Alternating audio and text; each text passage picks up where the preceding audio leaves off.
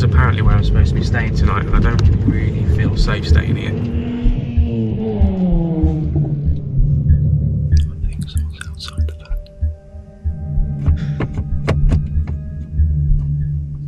Hey!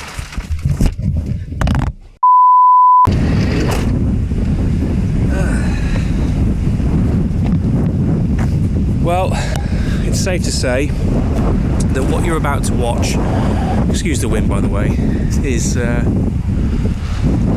probably the hardest and not very nicest video I've ever had to edit. I don't want this video to scare anybody from getting out there and camping in a vehicle or a tent or whatever and getting out and enjoying the great outdoors, because I've done hundreds of camps, and although this is by far the worst camping experience I've ever had, it's by no means a regular occurrence, so I'm not going to waffle anymore.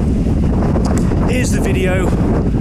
We'll start the day waking up, and then yeah, I suppose it gradually got a little bit worse from there really, but here's the video.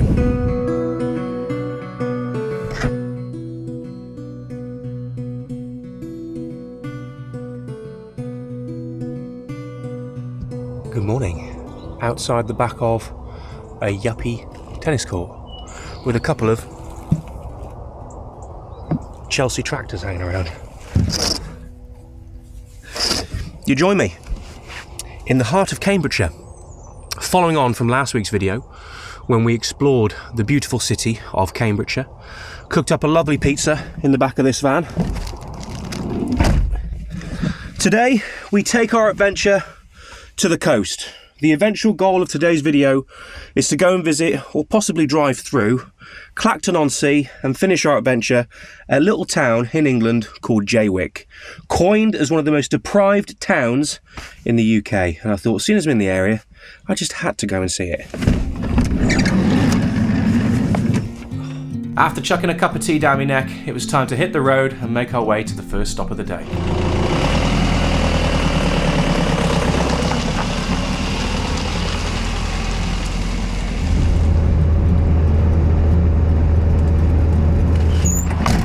So here we are, in a place called Dedham. Greeted by the local swans and, what are those birds? Pigeons? Yeah, sounds about right. So this is a little park up, not a bad little spot actually, where I saw them park for night, and someone has said that they've also stayed the night here. Now we're not going to stay the night here tonight, because we've got to continue on to Jaywick in a minute, but I think it's a nice little spot to have some lunch. Press green for 1 hour free time. Oh my goodness. Spat it out at me. Maybe if I'd have paid for parking, it might have given it me in a more polite manner, should we say. Yeah, now the free parking tickets on the dash. We're going to have two things. I think I'm going to have a chicken and mushroom pot noodle, of course, classic. And I'm also going to get a nice hot cup of tea in me as well, because it's now 8 degrees and I'm starting to feel it a little bit. I tell you what, all the camping trips I've done, this is probably the best gadget that I've got in this van. This little portable kettle uses 600 watts, boils the perfect amount for an extra large mug of tea. I couldn't have actually done a few camps without this, thinking about it. Having to get the camping stove out, put the gas in, get a pan on there that I haven't used for food, boil up some water, and then try and haphazardly get it into the cup. Brilliant piece of kit, especially if you've got a little power bank as well. That'll run off most.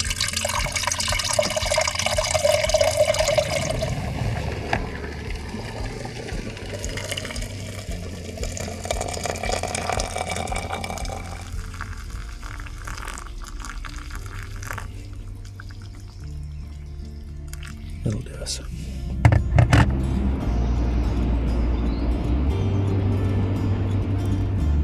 After a light spot of lunch, I decided to go for a little wander around the countryside village of Dedham.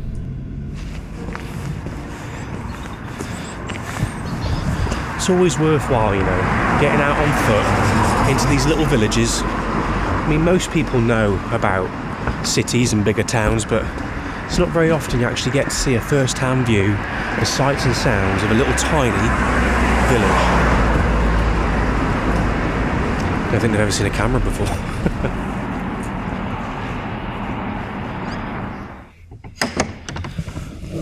Okay, we're good. No one was manning security on the front door. But this is inside St Mary's, Dedham.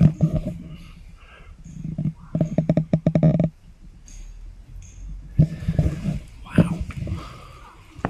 For such a small village, it's quite an imposing building.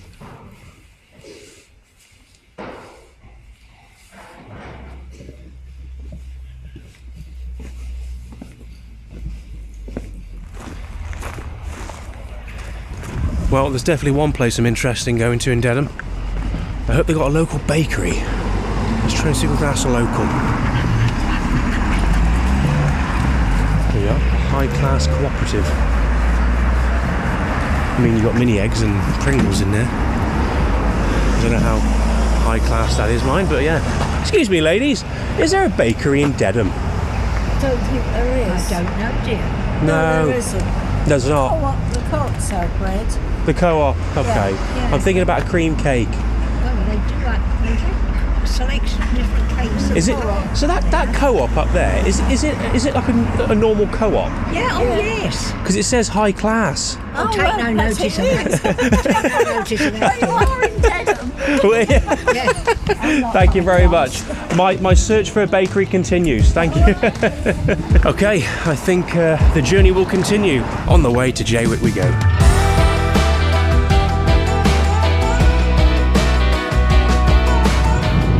So we're now currently driving on a road called Jaywick Lane.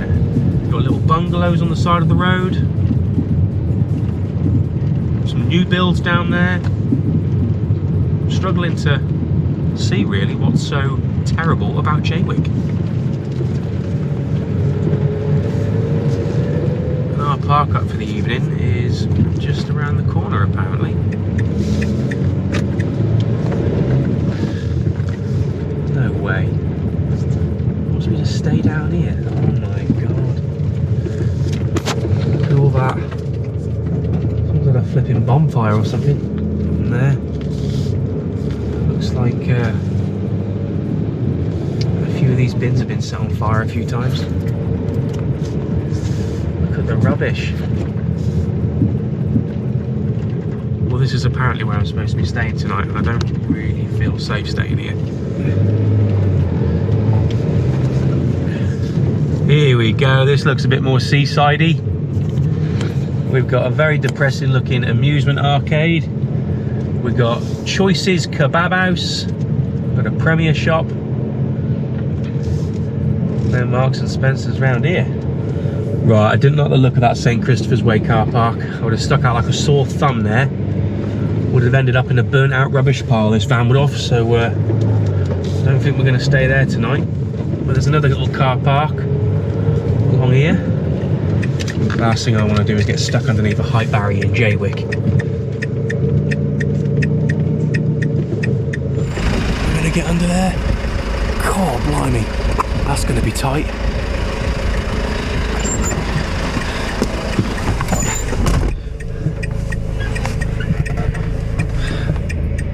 We just got to take it nice and slow, nice and steady, nice and steady.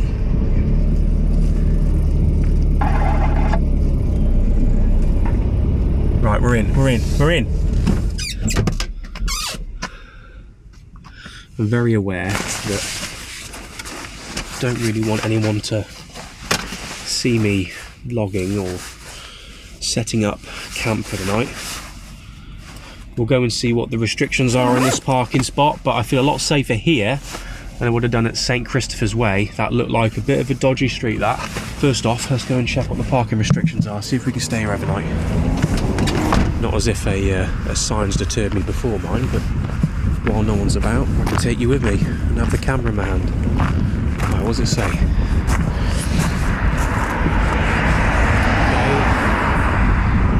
Okay. Yep. Over 4 hours, £6, so that would be staying the night. Can't see anything regarding no overnight parking. £6 for a night in Jaywick to hopefully have a van that's still intact in the morning as opposed to staying at the other place. Okay, let's do it. All right.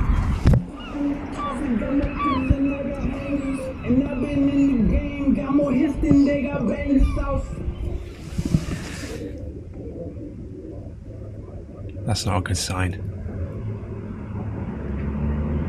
Whenever you see someone walking down the road with a Halford Special going past as well, playing music out of a portable speaker alone, that's a big red flag.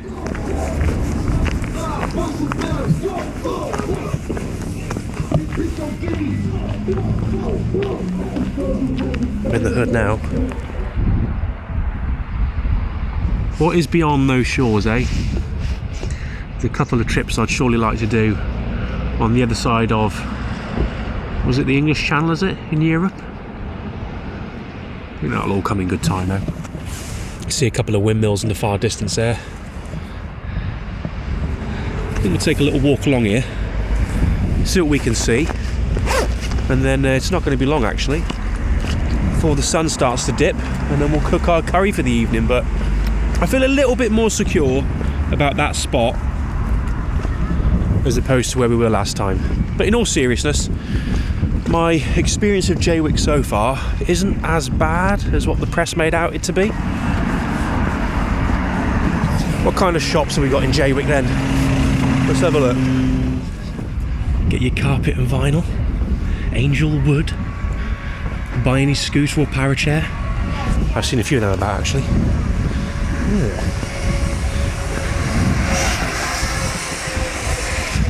Maybe he's got himself one.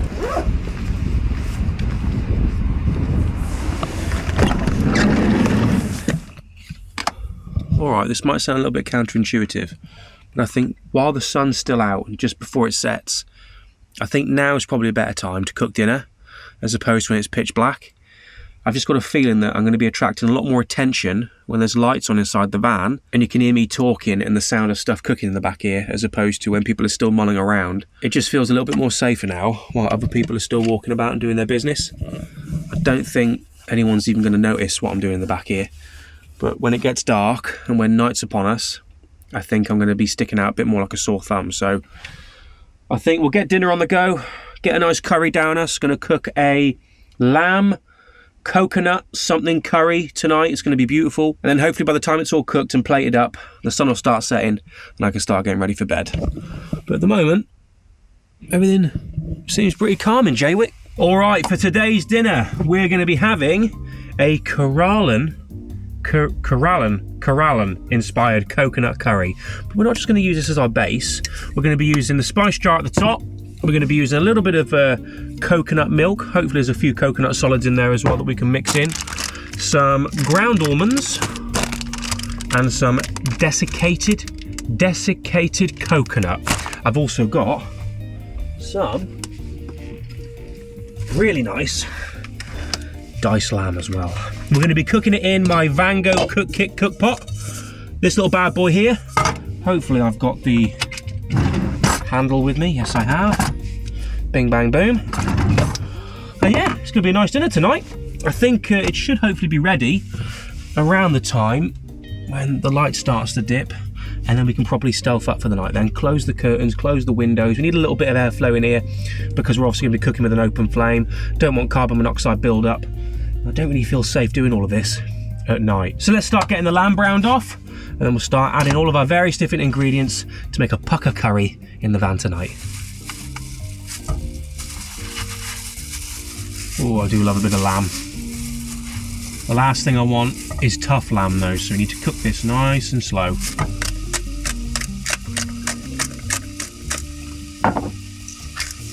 And then what I'm thinking of doing with the rice is once the curry's cooked, put the lid on, make sure I try and keep as much heat in as possible, get the pan that I used last night to cook the pizza, put the rice in, fry it off, and then serve it basically, yeah. Rice in one pan, curry in a pot, all on one plate, boom, done.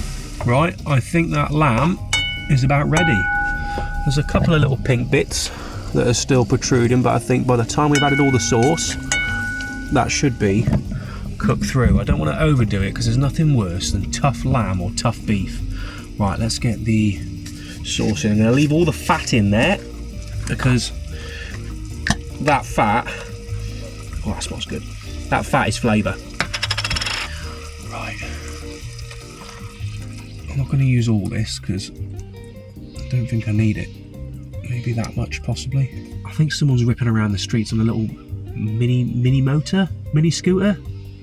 You know, one of those little tiny bikes that you see in council estates. That's it, those ones. I would show you, but I can't see them from here. I can hear them, but I can't see them. I saw one scoot round this little mini roundabout and go straight back up the road. What a dipshit. Sad. Just a little bit. I mean, that should do it, should it? I reckon. Oh, look at that. All that coconut milk slowly melting inside the curry there. Beautiful. Absolutely beautiful. Right, that's been simmering away for a good few minutes now. Let's add a bit of coconut. Sprinkle some in. Look at that. I think that's our curry done. Nice and thickened up. Ready to put the lid on. Keep it nice and hot.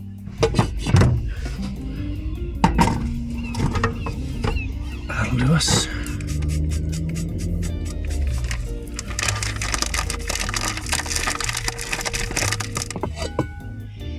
Oh,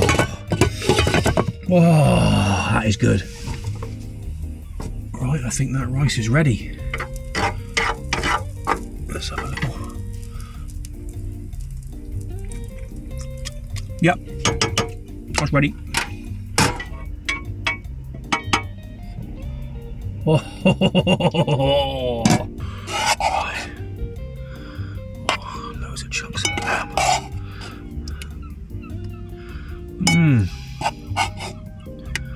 That looks good. That is a thick. Oh, look at that.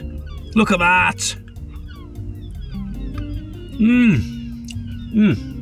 I can taste the coconut and almonds there.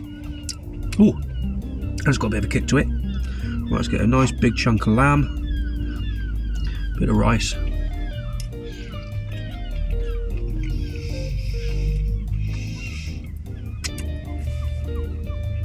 That right there is by far, hands down, the best meal I've cooked in this van.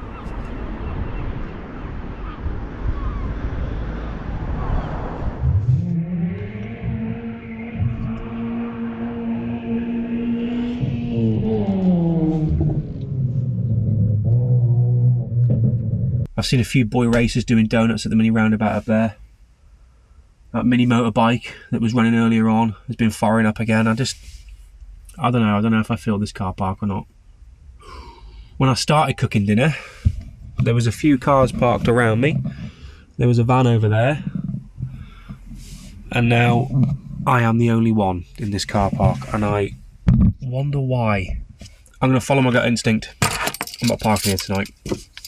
Just got a funny feeling about it. And I think when you have that feeling, best thing you can do is move on. Right, okay. I'll look for park for night. Find a lovely little spot that isn't too far from where I am right now, and see if I can get my head down for the night. I don't think I'm going to be able to relax properly here. No, I won't. Okay, right. I'll join you back in a sec when I know where I'm staying for the night.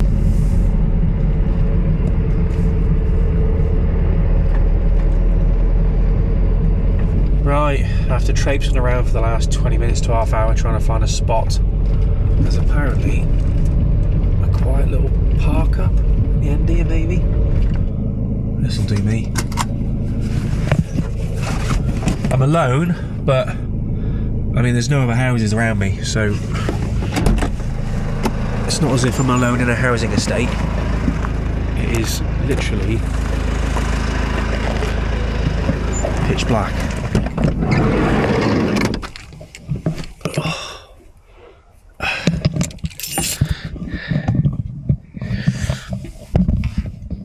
Oh yeah, if you're wondering, I spilled a bit of curry. Whoops. Oh. Right.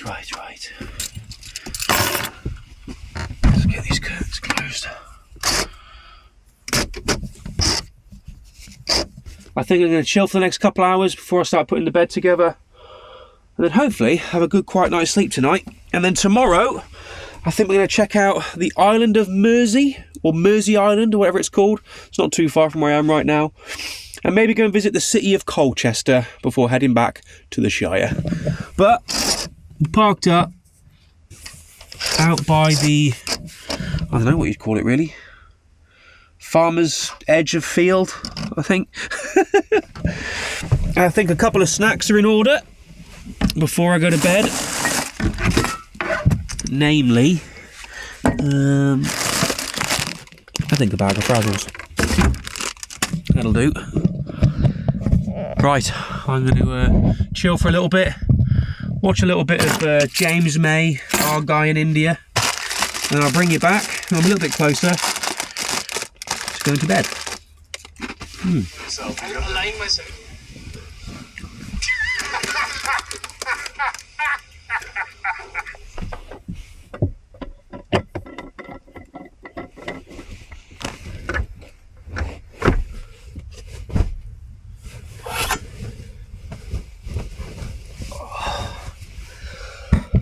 Alrighty, nice and quiet here. Not even a sound of a distant car.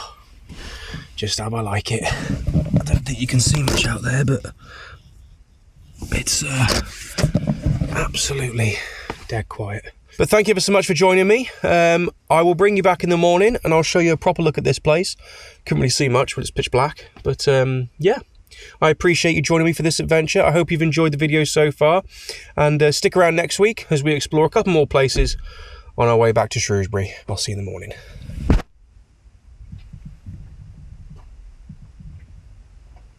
think someone's outside the back.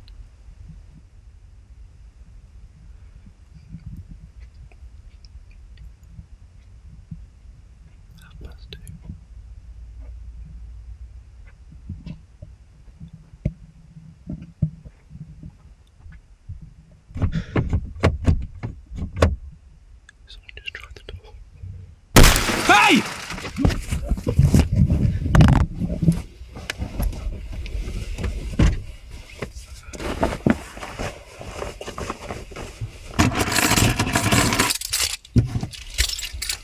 Right, whoever the that was has now gone. I'm gonna get out of here. Oh my god.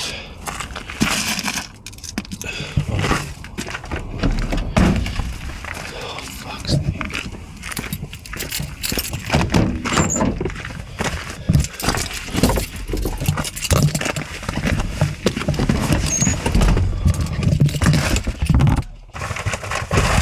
Where's my phone?